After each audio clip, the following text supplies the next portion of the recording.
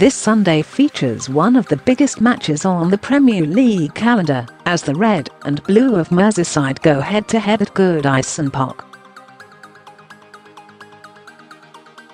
The two clubs are evidently competing for different things based on the league table, but history suggests that won't be noticeable once the two sides kick off. The contests at Goodison are always competitive, tight, cagey affairs with little often being afforded by either team. This season, when the two teams met at Anfield in December, Liverpool relied on a last gasp, unconventional winner from Divock Origi to secure all 3 points. In the meeting before that at Goodison, with Sam Allardyce still in charge, the match finished goalless as the Reds struggled to break through the defensive-minded setup imposed by their neighbours. This time around, Liverpool were going for the title, so the demand to secure a win is perhaps more intense than ever before, certainly based on recent times. As a result, it's vitally important that Jurgen Klopp is able to impose an attacking plan that doesn't involve any reliance on a last-minute dose of randomness or luck. So, when focusing on Everton this season under Marco Silva, how is best to secure a result? Analysing Everton Firstly, it's important to establish that Everton are a somewhat strange team when delving into their underlying numbers. In most cases, a team can be broadly identified relative to their playing style, but the Blues show up as very much in transition in terms of development.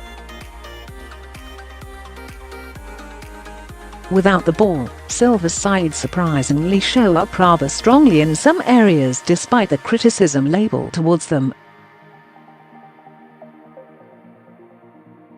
The Toffees are 11th for goals conceded, which is very average, and is likely where the perception derives from. When looking deeper though, there are positives to their play. Everton are 4th in the league for shots conceded, which betters the likes of Tottenham, Manchester United and Arsenal. Silva's team are also lively when it comes to pressing. Passes per defensive action, PPDA, is a metric that can be used to measure pressing intensity, and Everton rank behind only Manchester City and Arsenal in the Premier League. A team's PPDA essentially highlights the amount of passes that are made by the opposing team before attempts are made to regain the ball. To an extent, the concept indicates how proactive a team are when they lose the ball, and Everton rank highly. This is also the case when focusing on an aspect labelled as challenge intensity, which calculates duels, tackles and interceptions made per minute of opponent possession. In simple terms, if interceptions were calculated in isolation, for example, the likes of Cardiff and Burnley would likely show up at the top of the table, because they defend a lot. Challenge intensity consider how much possession a team has, and adjusts those figures accordingly, with Everton impressively second in the league. However, despite those encouraging defensive areas, Everton allow the second best quality shots on their goal in terms of expected goals, XG. This basically means that although the Blues allow few opposing shots, the shots that they do allow are likely to be scored. An example of the type of shot that Everton face on average is pictured below. In terms of their play with the ball, Everton lack creativity and are 14th in the league for key passes that lead to shots.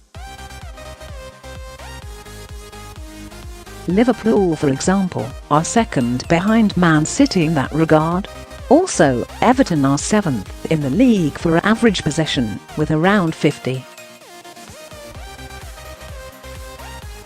7%. What do all these figures mean? Essentially, Everton demonstrate the traits of a team that are trying to impose a dominant modern style, but they don't yet have the personnel or the makings to do so. Silva instructs his side to press a lot to win the ball, but once they do win the ball, they don't particularly know what to do with it.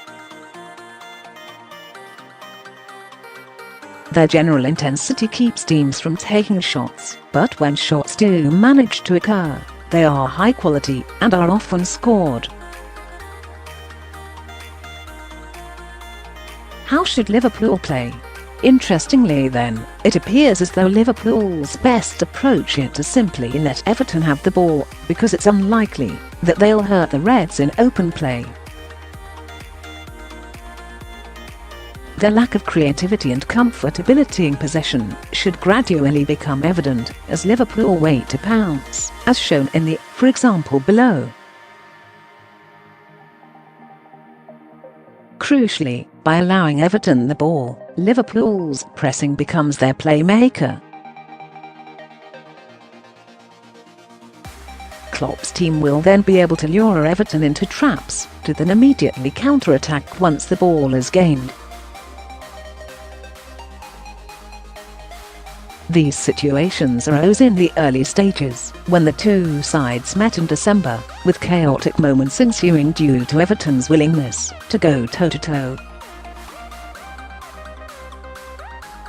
An example is pictured below. In the image, Andre Gomes had tried to build from the back, but the ball was won by Gini Wijnaldum.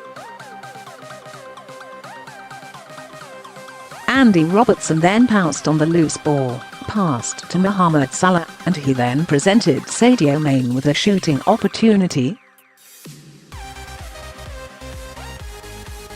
This would negate Liverpool's problems from past meetings, as there would be less emphasis on breaking down a defensive team and more on countering rapidly.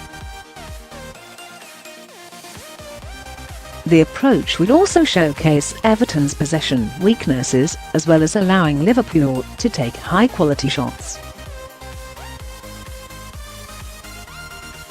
As counterintuitive as it might feel, allowing the Blues to come forward might be Liverpool's best path to remain top.